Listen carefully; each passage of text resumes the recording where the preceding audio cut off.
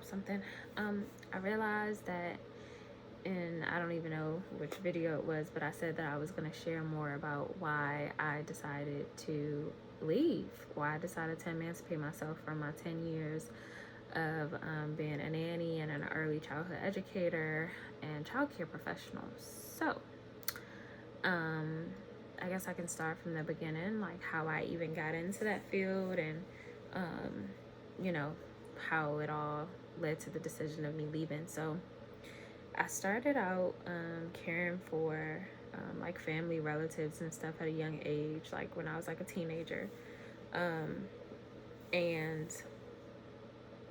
a lot of that stemmed from the fact that, like, as a kid, um, I didn't necessarily feel like I was cared for in the way that I wanted to be, especially as being a person who is very energetically sensitive and an intuitive empath and all these things that I didn't have language for when I was a child.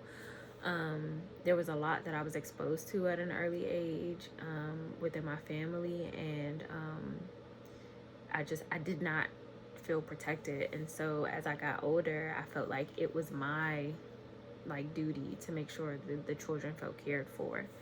So like if we ever had family functions or anything like that, like I was always with the children, making sure they had activities, making sure they felt like they were safe, making sure they felt like they were having a good time. And then as I got older, my best friend actually, we lived in the same neighborhood, and his mom had a daycare, and so I worked for her at her daycare in her home, and then I would babysit for neighbors occasionally. And then when I got to college, I started waitressing because that was a quick way for me to get money. But I was also doing early childhood education on the side. So I worked for like AmeriCorps and did like the Jumpstart program, which is like helping children to build their literacy skills and stuff like that. I've worked at like licensed daycare facilities. And then I think I became a nanny in like 2014, 2015, somewhere around that time was when I got my first nanny gig. And yeah, that was when I did that. And I was also picking up babysitting gigs on the side. So it was like my whole life was just taking care of kids. Let's see, right before the pandemic started, I had worked at a museum. I was an early childhood educator at a museum. I was teaching toddlers. And then when the pandemic happened, I actually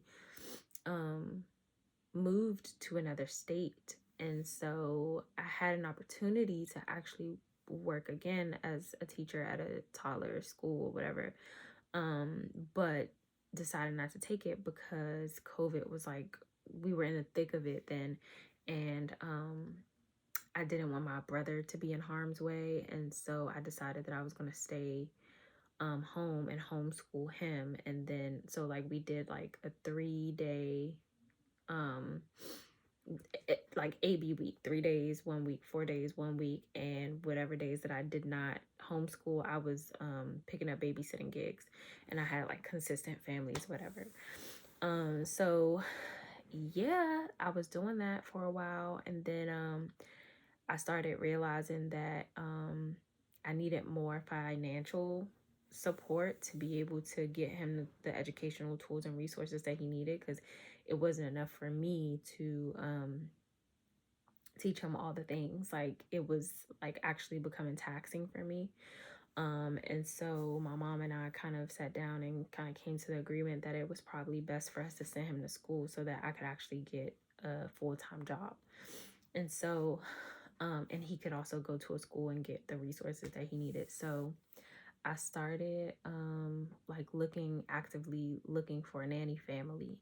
And I was turning down nanny families left and right because I was very specific about the fact that like it needed to meet certain requirements. And one of those things was making sure that I had paid menstrual leave, because I set like hardcore boundaries around my bleeding time because I never know if I'm going to get sick. Or it's not even a matter of if I'm going to get sick, it's how sick I'm going to be. So that was like my bottom line. Like whatever family I'm working for next, I cannot afford to like put my womb in harm's way. And I need to be paid enough to make sure that I can afford my medicines and my meals and the things that I need to be able to take care of myself when I'm not bleeding. So like for months, I literally had like $1 in my account, and I was like turning down like very well paying, um, you know, nanny gigs, because I'm like, if you can't meet this requirement, I'm not saying yes to it. And so I finally came across a family that did, and it just so happened that they lived like 10 minutes away from me, which was perfect. And then I didn't have to be to work until like, I think it was like 10. Like I didn't have to be there super early. And it was full time, and yeah, it was convenient, and it was less kids than what I typically care for. Um, and yeah, everything was sweet at first. And I was with them for not a year. It was almost a year, like close to a year. I think I started with them in like January or something like that. And oh yeah, it was half a year. So, and even the way that that came about was like, um, kind of like a miracle manifested, because they had just lost their nanny. Like something had happened with her family member and she had to leave the country, and I came in to like offer support, and then they asked me to stay, um because the nanny never reappeared. So it was like I kind of just swooped in. And that gig was also sweet because there was a second nanny as well. So it was like we could swap days, and like not have to miss a paycheck or anything like that. So that was nice. But okay, so what led to me leaving, emancipating myself, was because in March, so 3 months in of me working with them, I had a dream. I can't remember if I had a dream or if it was just like an intuition thing, but I'm pretty sure there was a dream.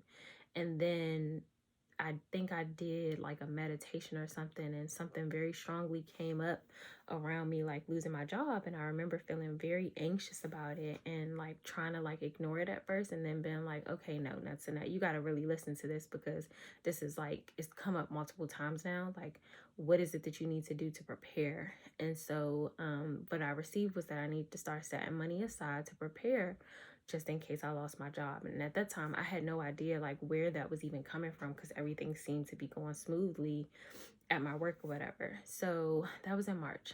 By the time July came, I started realizing that they were kind of moving kind of funny. Like the dad was out of town, and the mom was, like making it seem like it was nothing, but then like the kids would kind of slip up and say stuff to me, and then like I was just kind of putting two and two together, and like, all the stuff that was coming up for me and my dream wisdom and my intuition, like, okay, like something's about to go down soon. And so long story short, the mom one day just kind of sprung it up on me that the dad had got a job in another state, and they were planning to move like within the next 2 weeks. Like it was very, very short notice and happened like very swiftly. And I had no notice at all. But then the other nanny like knew the entire time. Like they knew when they hired me that this was happening, because the dad was like in this like months long process of like interviewing or whatever. So like I felt blindsided, but I also was like kicking myself like, girl, you should listen to your intuition when it told you. So by that point it was like, okay, well, I had some money saved up, like enough money for me to like be able to pay up some of my bills for at least 2 months, so until September. So that's what I did. But the week that I decided to leave, there were a lot of like tiny threads and synchronicities that had happened. But I'm trying to remember what the last straw was for me.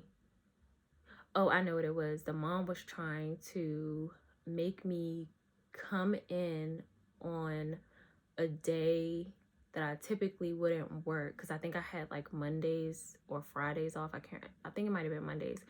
And she wanted me to pack up the children's room. And like, it was at a time that I wouldn't normally be there, and I'm just like, but the other nanny can do that, right? But like, it was just, it made me feel disrespected. Whatever it was something that made me feel disrespected, and I was like, yeah, no, that's not gonna work for me. And then there was something else that happened. I can't even remember, but long story short, I made up my mind that like I'm not coming back. I think that, oh, I remember the other thing was that I had planned to leave at like the end of the month, the end of July. And the week that I was planning to leave was also the week that I was going to be bleeding. And so that's typically the week that I would have off. And so I was pushing myself to work that week. I was planning to push myself to work that week so that I could have more money to set aside. And I kept feeling like very just like not good about that. And then finally I was like, you know what? It doesn't make sense for me to work through my bleeding time. That's not my way. That's my boundary. Why am I pushing myself to do this? And everything in me is telling me that it's time for me to go anyways. I just need to leave.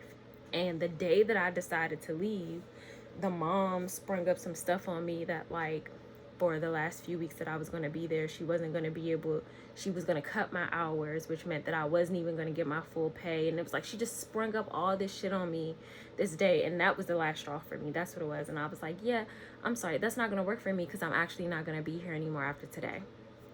So that was wild. And what was even wild about that was the mom's response to me was almost as if like I was like inconveniencing her because I decided that I was going to leave 2 weeks early. And it's like she didn't even consider that she was inconveniencing like my entire life by not telling me that this move had already been planned when they hired me in January. And you're telling me 2 weeks before my last day that you're also about to cut my hours? Like, what? So I think at that point in my life and in that month, I was just like fed up with like years of like feeling underpaid, overworked, mistreated by nanny families, you know, just like disposable. Like I've had so many experiences like babysitting gigs where like parents will just cancel, and I like just so many things that like parents don't consider that childcare work professionals have to go through, or nannies have to go through to uproot their lives to uphold theirs. And I just couldn't take it anymore. And also over the past few years I've been saying this thing that like by 33 I want to have babies. And it just kind of hit me like a ton of bricks that like if I'm taking care of everybody else's kids, I don't even have space and time to even manifest babies into my reality. I don't even have space and time to connect with my womb and, you know, communicate with the spirits of my children and call them forth, because I'm constantly drained, like energetically drained, physically exhausted, like just like depleted all the time from caring for other people's families, including mothering my brother as well. So there was so much there. I was just fed the fuck up, and I left and didn't have a plan, didn't know what I was going to do. All I knew was that I had those 2 months that I had like my bills paid up or whatever. And I was sick. I was sick in July. I was sick in August, and it was not fun. Like I was sick. I think I had like some type of weird stomach bug. Like I had like diarrhea, like my gut was feeling leaky. Like I was like, there was so much shit that had happened.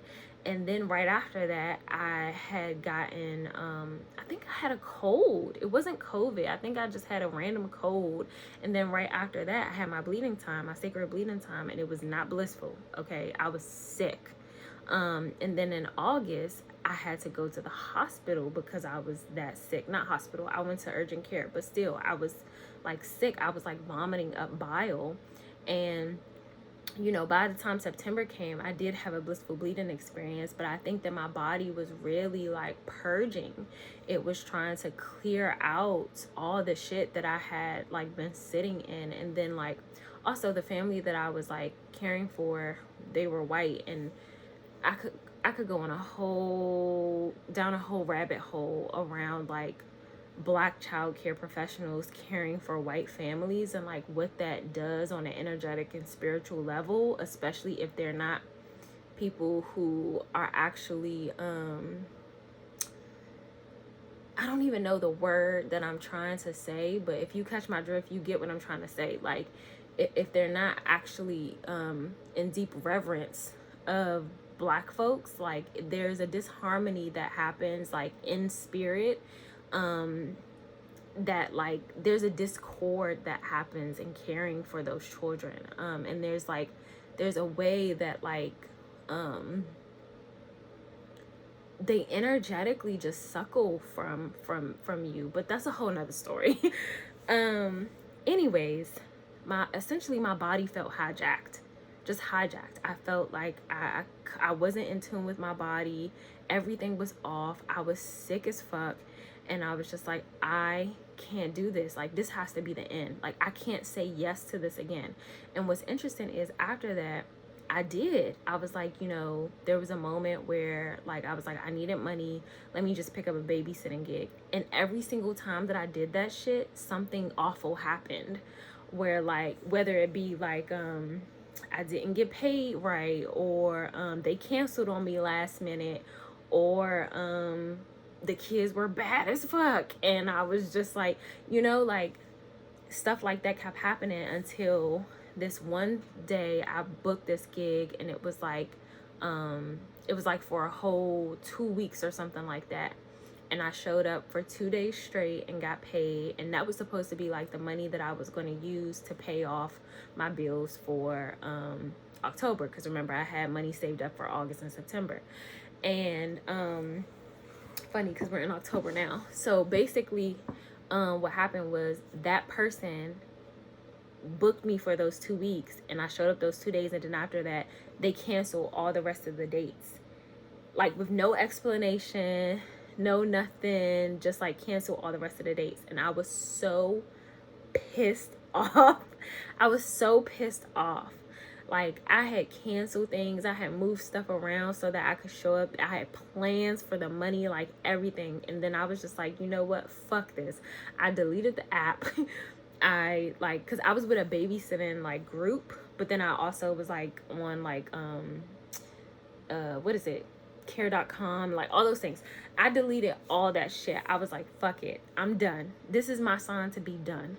So after that, I had a conversation with my mom about like, what is it that you actually need from me for us to live in harmony together, right?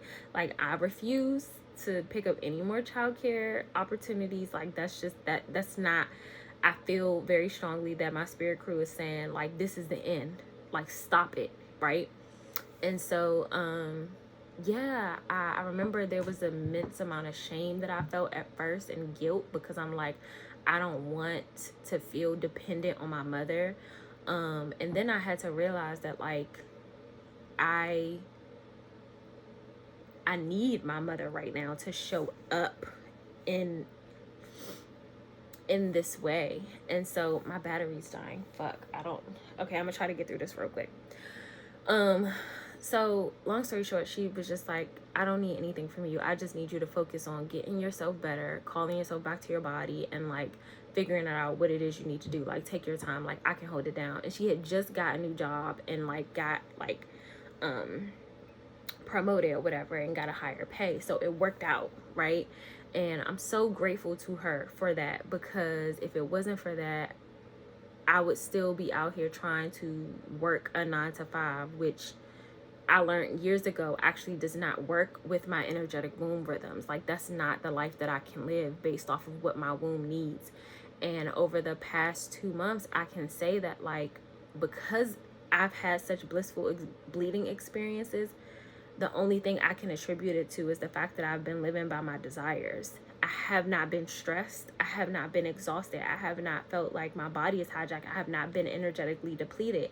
I have been living in my desires. I have been taking aligned action steps every day to work towards my dreams. And I have been in my pleasure.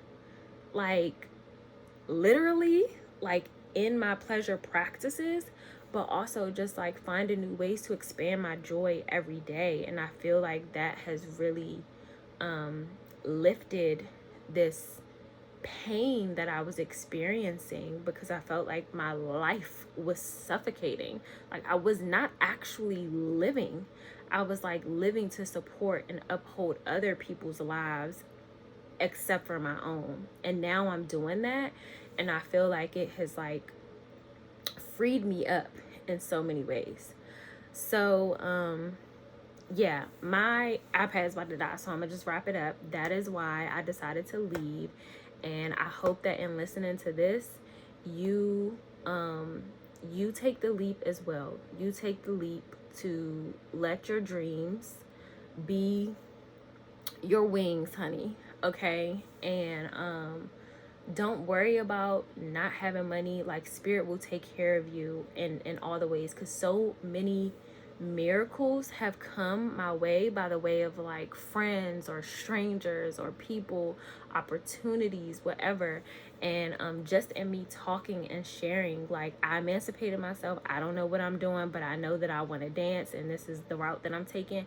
And people have shown up for me in ways that I didn't expect. And then aside from that, like, Sacred Womb Works is my own enterprise, and so I've been showing up in my gifts and sharing that with people, and people have also been supporting me in that way too. So I'm still piecemealing monies together to make it by, but the biggest thing is that I know that my womb is responding in a way that it has never before. And that's the biggest sign to me that I'm making the right moves and I am headed in the right direction. And so, yeah, pay attention to the synchronicities in your life. Listen to your desires. Listen to those dreams and desires that keep tapping you up on your shoulder and waking you up at night and saying, hey, this is what you really want to do. Make the move and act on it. I am a living example that you will survive.